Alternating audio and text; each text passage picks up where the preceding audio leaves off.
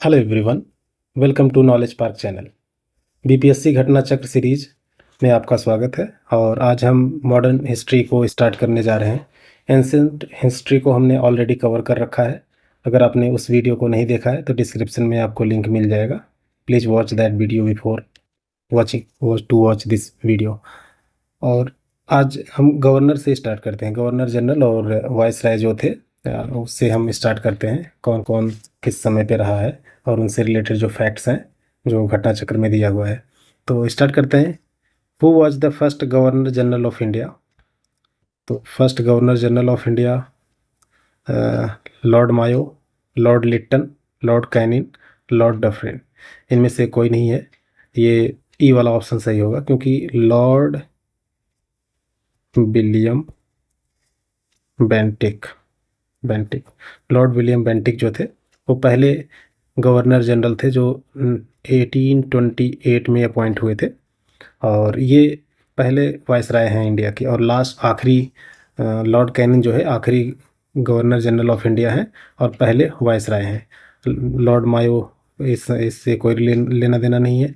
Lord Lytton 1876 से 1880 तक थे। और लॉर्ड डफरिन कांग्रेस के स्थापना के समय में थे। Next question, who was the founder of empire in India? ये माना जाता है लॉर्ड क्लाइव को। लॉर्ड क्लाइव जो प्लासी के वॉर के टाइम पे थे, और इन्हीं के द्वारा जो है ब्रिटिश एम्पायर की नींव रखी जाती है, इसलिए इनको फाउंडर ऑफ ब्रिटिश एम्पायर भी बोला जाता है in India. Next question, who among the following abolished dual government system in Bengal? So this is Warren Hasting. Warren Hasting जब बंगाल में आते हैं करीब 1772-3 में ये रिक्वेस्ट करते हैं, और उसी समय 1773 में जो रेगुलेटिंग एक्ट जो है आता है, और उससे फिर गवर्नर ऑफ बंगाल के रूप में काम करना शुरू करते हैं, और डुअल गवर्नमेंट जो थी वो उसको एबॉलिश कर दिया जाता है। Under whose leadership was the suppression of thugs achieved? ये होता है जो ठग्स थे, स्पेशली नागपुर एरिया वाला जो बेल्ट है उसमें जो हिंदू और मुस्लिम दोनों मिल करके एक्चुअली जो वर्शिप करते थे, काली, दुर्गा और भवानी, इसमें दोनों लोग शामिल थे। ये जो उस समय के इंग्लिश एम्पायर के जो ऑफिसर्स हुआ करते थे, या फिर जो जमींदार हुआ करते थे जो सप्रेस करते थे इंडियन पीपल को, उनके सर को काट करके ये देवी को चढ़ाया करते थे। और इसीलिए उस समय जब विलियम बेंटिक ने इनको अपॉइंट किया था, William Bentinck sorry William Bentinck ने इनको अपॉइंट किया था कैप्टन स्लीमैन को, और इन्होंने सप्रेस किया था। तो next question, who is credited with the suppression of thugs in India? Again same repeated question. WH Sleeman. The first railway in India was laid down during the period of? तो ये हुआ था डलहौजी के time पे। डलहौजी कब से थे? 1850 आप पकड़ लीजिए, और 55 तक थे। ये इनका एक मोटा मोटी आप टाइम पीरियड याद रखें। विच of the following social reforms were started by William Bentinck? तो विलियम बेंटिक के टाइम पे बहुत सारे रिफॉर्म्स हुए थे। एक तो सती प्रथा का अंत हुआ था, एवोल्यूशन ऑफ सती प्रथा 1829 में हुआ था। स्लेवरी का एक्चुअली एक्ट पास हुआ था, लेकिन स्लेवरी जाकर के करीब 1843-42 के पास एबॉलिश हुआ था, लेकिन एक्ट पास हुआ था स्लेवरी एबॉलिशन का। Removal of the provision of disqualification due to religious conversion, तो ये तो, एंड सप्रेशन ऑफ ठग्स, ये तो अभी हम लोगों ने देखा। तो 1, 2 एंड 4 सी वाला ऑप्शन सही होगा। एक्सप्लेनेशन को अगर आप पढ़ना चाहते हैं तो पॉज करके आप वीडियो को आप एक्सप्लेनेशन को पढ़ सकते हैं। Who declared Sati practice illegal? This is William Bentinck. Which viceroy adopted N aggressive policy towards Afghanistan? ये लॉर्ड लिट्टन थे। इनका जो टाइम पीरियड था 1876 से 1880 तक था। इनके टाइम पे 3-4 काम बहुत हुए थे। एक तो आर्म्स एक्ट, और इम्प्रेस ऑफ इंडिया जो है पास हुआ था, और लाइसेंस हुआ था, वर्नाकुलर जो प्रेस एक्ट था वो भी पास हुआ था। Lord Lytton is not associated of the following with which of the following. So Strachey commission, ये बना था स्ट्रेची कमीशन 77 के आसपास, 1876 और 77 के पास है। ये एक्चुअली फेमिन को डील करने के लिए बना हुआ था और इन्हीं के टाइम पे हुआ था। आर्म्स एक्ट भी इन्हीं के टाइम पे हुआ था, वर्नाकुलर एक्ट भी इन्हीं के टाइम पे हुआ था। इल्बर्ट बिल इनसे एसोसिएटेड नहीं, वो रिपन के टाइम पे आया था। रिपन के टाइम पे इसमें था क्या कि जो इंडियन है वो भी जो यूरोपियन है उनके मैटर को देख सकते हैं एज ए जुडिशियल मजिस्ट्रेट, लेकिन इसका बहुत विरोध हुआ था और ब्रिटिश लोग फिर इसको वापस ले लिए थे। स्पेशली जो विरोध करने वाले थे ना वो यूरोपियन वाले लोग थे। Sindh was conquered and annexed by, this is Napier. Napier के द्वारा अनेक्स्ट किया गया था और ये 1843 में ब्रिटिश इंडिया में मर्ज कर दिया गया था। मैकडोनाल्ड, लिलिंथको, डलहौजी, चेम्सफोर्ड, पहले इनके टाइम पीरियड को देख लेते हैं। ये 1919 के आसपास तक थे। डलहौजी 1850 आप समझ लीजिए। लिलिंथगो थे, ये थे 1940 आप देख लीजिए। मैकडोनल्ड ये थे प्राइम मिनिस्टर थे ब्रिटेन के 1932-33, ये सब एरिया, ये सब टाइम पीरियड आप देख सकते हैं। चेम्सफोर्ड डुगल डायर की इंट्रोड्यूस किए थे। Dalhousie doctrine of lapse. Linlithgow ये अगस्त ऑफर और मैकडोनल्ड कम्युनल अवार्ड। तो ऑप्शन कौन सा हो जाएगा? ऑप्शन आपका सी वाला ऑप्शन सही हो जाएगा। आप यहाँ पे भी देख सकते हैं, एक बार देखो, कम्युनल अवार्ड इन्होंने अवार्ड किया था। लिलिंथ को अगस्त ऑफर, फिर Dalhousie doctrine of lapse, Chelmsford Dyer की इंट्रोड्यूस किया गया था। Which of the following state was not annexed under Lord Dalhousie's doctrine of lapse? So this is Jaipur actually. और सबसे पहले तो इसी को किया गया था 17 को, फिर संबलपुर, नागपुर को भी किया गया था। जयपुर को नहीं किया गया था। The policy of security cell is related to, ये वॉरेन हेस्टिंग के टाइम पे हुआ था। वॉरेन हेस्टिंग और वेलेस्ले ये दो बड़े इंपॉर्टेंट जनरल थे ब्रिटिश आर्मी के, जिन्होंने ऐसी ऐसी पॉलिसी इम्प्लीमेंट की अपने टाइम पे। एक सिक्योरिटी सेल, इसको ही रिंग फेंस भी बोला जाता है। सिक्योरिटी सेल या फिर रिंग फेंस क्या होता है कि एक दूसरा राज्य है और ये इनका ब्रिटिश वाला राज्य है, तो इसको ये सिक्योरिटी देंगे।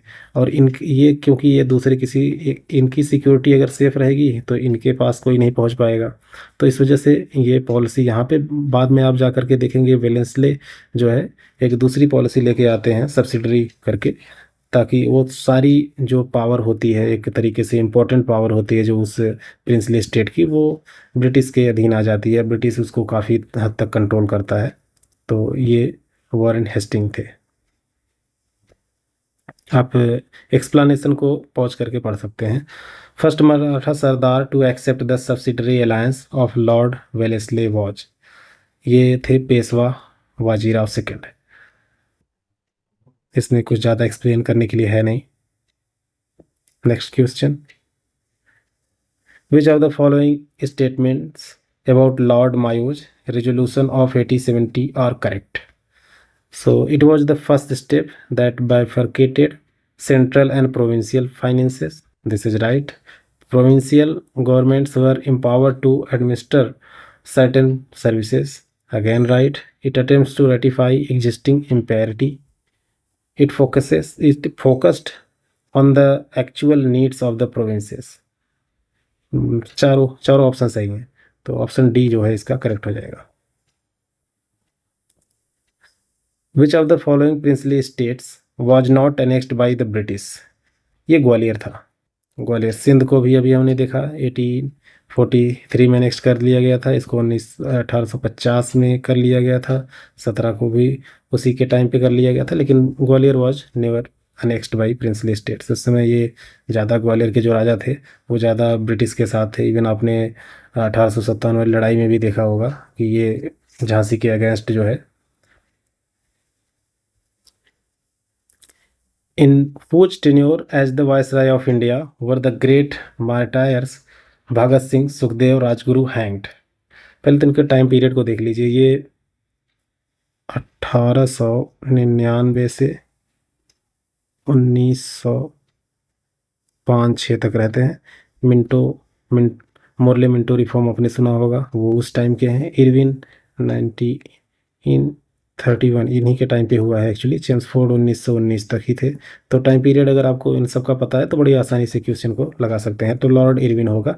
और कब किया गया था? 23 मार्च 23 मार्च 23 मार्च 1931 को हैंग किया गया था। Who established Imperial Cadet Corps? So this is Lord Curzon. Lord Curzon ने काफ़ी सारे स्टेप्स लिए हुए थे अपने टाइम पे। Queen Victoria was appointed the impress of India in 1877। और ये किसके टाइम पे हुआ था? लिट्टन के टाइम पे हुआ था। लिट्टन का टाइम हमने आप लोगों को बताया भी है। Who hailed free India's first prime minister Jawaharlal Nehru as an outstanding leader of courage and vision. So this was said by Lord Mountbatten. In my belief, Congress is tottering to its fall, and one of my great ambitions while in India is to assist it to a peaceful demise. Who wrote it? So this was said by Lord Curzon. Lord Curzon even letting off gas जैसी बातें करके कांग्रेस की insult भी करता था। Which among the following viceroys period the title of Rai Bahadur and Khan Bahadur began to confer to India. तो ये इनके टाइम पे भी नहीं हुआ था, इनके टाइम पे भी। इनके एक्चुअली ये हुआ था 1857 की क्रांति के तुरंत बाद। जो लोग लॉयल थे ब्रिटिश आर्मी के लिए, उनके लिए ये सब टाइटल दिए जाते थे। तो स्पेशली आप कहेंगे कनिंग के टाइम पे हुआ था, जो पहले फर्स्ट वाइस रहे थे।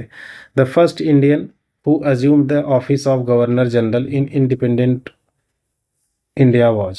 सो this was done by C Rajagopalachari. और ये आखिरी भी थे, पहले भारतीय और आखिरी थे। इसके बाद इस ऑफिस को ख़त्म करके प्रेसिडेंस वाली जो ऑफिस है उसको क्रिएट किया गया था। The first Indian governor general of independent India was. ये again same question, Rajagopalachari. Rajagopalachari पहले उन लोगों में शामिल हैं जो उनको भारत रत्न मिला हुआ है। Economic impact of British rule of India, ये दूसरा जो इम्पोर्टेंट टॉपिक है। What was the impact of railways on Indian industries during the colonial period? पहला ऑप्शन है hindered industrial development by promoting imports, या हिंडर तो कर रहे थे। देख लेते हैं अगला option. Entrepreneurship was encouraged in remote areas. No. Promoted industrial development by providing cheap transport. No, there was no cheap transport. More than one of the above. No, ये पहला ऑप्शन ही सही होगा, क्योंकि हिंडर कर रहे थे इंडियन इंडस्ट्री को। The permanent settlement was made with zamindars. So it is very obvious, even permanent settlement को ही जमींदार भी कहा जाता है। और ये किसके द्वारा लाया गया था? ये 1793 लॉर्ड कॉर्नवालिस के द्वारा लाया गया था। और कहाँ पे? इसके अलग अलग नाम भी हैं, इस्तमरारी, जागीरदारी, मालगुजारी एंड बिस्वेदारी। There are several names of zamindars. जो ये परमानेंट सेटलमेंट था उसके अलग अलग नाम हैं। तो आप सारे नाम को याद रखेंगे, कई बार अलग अलग नाम से भी क्वेश्चन पूछी जाती है। ये 19% जो ब्रिटिश इंडिया था उसका जो है पार्ट में ये इम्प्लीमेंट था। कहाँ कहाँ ये इम्प्लीमेंट था? बंगाल, बिहार, उड़ीसा। अगर आप देखेंगे तो उस समय ये सारे एक्चुअली बंगाल, बिहार, उड़ीसा ये सब बंगाल के ही अंडर में आते थे। और अप टू बनारस ये जो है इम्प्लीमेंट था। उसके बाद who introduced the permanent settlement in Bengal? ये अभी हमने देखा, लॉर्ड कॉर्नवालिस। कब किया था? 1793 में। और इसके अलग अलग जो नाम हैं माल गुजारी जैसे, वो भी आपको याद रखने हैं। Which of the following is correct about the permanent settlement induced in Bihar? The zamindars were deprived of the ownership of land. ये तो फीचर ही था जमींदारी सिस्टम का। The right of ownership of land was made hereditary and transferable for zamindars. ऐसा नहीं था। फिर land revenue was constitutionalise. Abolition of zamindari, ये तो इंडिपेंडेंट के बाद जो है हुआ था। तो ऑप्शन सी वाला ऑप्शन सही हो जाएगा। Ryotwari system was first implemented in, ये साउथ में एक्चुअली इम्प्लीमेंट किया गया था इनिशियली, और अलेक्जेंडर रीड और थॉमस मुनरो, इन दो जन के द्वारा इसको वहाँ पे इम्प्लीमेंट किया गया था, मद्रास वाले एरिया में, और बॉम्बे जो था वहाँ उस वाले एरिया में। तो एरिया भी आप थोड़ा सा याद रखेंगे कि कौन सी सिस्टम किस एरिया में इम्प्लीमेंट किया गया था, तो मद्रास के एरिया में किया गया था। वो introduce the ryotwari system in Madras, ये अभी हमने बताया, Thomas Munro and Alexander Reid जो थे उनके द्वारा ये इम्प्लीमेंट किया गया था।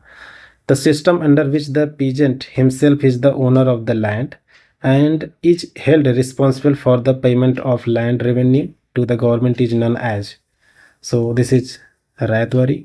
जमींदारी तो दूसरी सिस्टम है, तो रायतवाड़ी में ही पीजेंट जो है ओनर होते थे, जो कि साउथ में इम्प्लीमेंटेड था। Fill in the blanks, in the, यहाँ पे आपको ईयर भरना है, in the rights of the tenant on land in Bengal and Bihar were given by the Bengal tenancy act. Bengal tenancy act जो है वो कांग्रेस जिस ईयर फॉर्म हुआ था उसी साल बना था 1885 में, तो इसका ऑप्शन ए ही सही हो जाएगा। और ये क्यों एक्चुअली किया गया था, बाद में एक्चुअली जब लैंड की डिमांड बढ़ने लगी थी तो जो जमींदार थे वो रेंट को बढ़ाने लगे थे। जब लैंड की डिमांड बढ़ने लगी तो रेंट को बढ़ाने लगे। क्यों लैंड की डिमांड बढ़ने लगी? क्योंकि शहर लोग छोड़ करके गांव की तरफ जाना शुरू कर दिए थे, क्योंकि जो इंडियन प्रिंसली स्टेट थे वो अब ब्रिटिश के अधीन आ गए थे बहुत सारे, तो अब शहरों में उतना ज़्यादा काम था नहीं, तो उनको गांव की तरफ मूव करना पड़ गया। और जब गांव की तरफ जाएंगे तो ज़्यादा लैंड की डिमांड होगी, और ज़्यादा लैंड की डिमांड होगी तो उसके प्राइस को बढ़ा दिया करते थे जो जमींदार हुआ करते थे। और जमींदार, इसी वजह से दोनों में कन्फ्लिक्ट अराइज हो जाता था। तो इस कन्फ्लिक्ट को अवॉइड करने के लिए इसी टाइम पीरियड में आप देखेंगे 1857 के बाद बहुत सारे पीजेंट्स अपराइजिंग्स भी होते हैं। Specially what was the name also given to the forced labour और illegal levy demanded from the farmer by the landlord, तो ये वेथी था।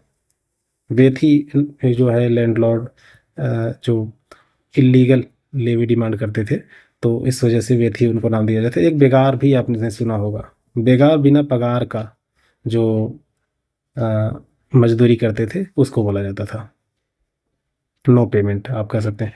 होम चार्जेस और the expenses of the Indian government in British included, so pensions of British Indian officers, yes, military and other store purchase in India, guaranteed interest on railways, ये सारे जो थे home charges में include किए जाते थे।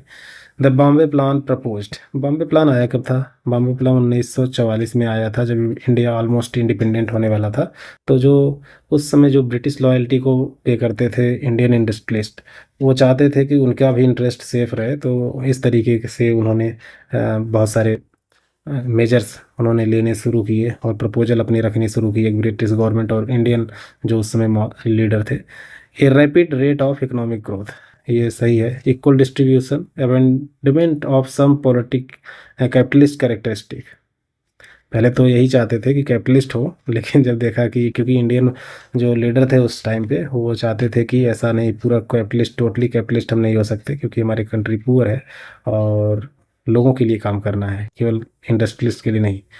वो founded the Jamshedpur labour association in 1920, तो जमशेदपुर जो लेबर एसोसिएशन था उसको ये एस.एन. हालदर, ये सुरेंद्र नाथ हालदर और व्योमकेश चक्रवर्ती, इन दोनों जन ने इसको बनाया था, तो इसलिए ऑप्शन ई सही हो जाएगा। और ये टाटा स्टील जो थे उसके लिए वहाँ पे, क्योंकि जमशेदपुर में टाटा स्टील ही है। First Indian elected to the British House of Commons was Dadabhai Naoroji, who contested on the ticket of, ये लिबरल पार्टी, जो ब्रिटेन में आज पार्टी एक्चुअली जो काम करती है वो दो मेजर पार्टियां हैं, लिबरल पार्टी और कंजर्वेटिव पार्टी। जब भी आए तो इन दोनों पार्टियों का नाम आप याद रखें, ये सब तो वहाँ पे पार्टी है ही नहीं मेजर रोल में। In which year was the first cotton textile mill established in India? This is 1880, ये 1818 में चालू किया था, लेकिन ये मिल जो है बंद हो गई थी, क्योंकि ये फाइनेंशियल प्रॉब्लम इसको झेलना पड़ रहा था, तो ये मिल बंद हो गई थी और ये कलकत्ता में, इस मिल का जो नाम है ये Fort Gloucester at Fort Gloucester नाम की जगह पर नियर कोलकाता की जगह पे खोला गया था। सो द ये हमने दो चैप्टर, एक economic perspective of British India और एक जनरल गवर्नर वाले जो पार्ट है, दोनों को कवर कर लिया है। ये 20 मिनट का वीडियो है, आप इसको एक दो बार देख लीजिए, आपको बहुत अच्छे से तैयारी हो जाएगी। और बीपीएससी में बहुत सारे क्वेश्चंस यहीं से बार बार रिपीटेड आते हैं, आपने देखा भी होगा 2024 में कितने सारे क्वेश्चन इसी टॉपिक से पूछे गए हैं। Thanks for all.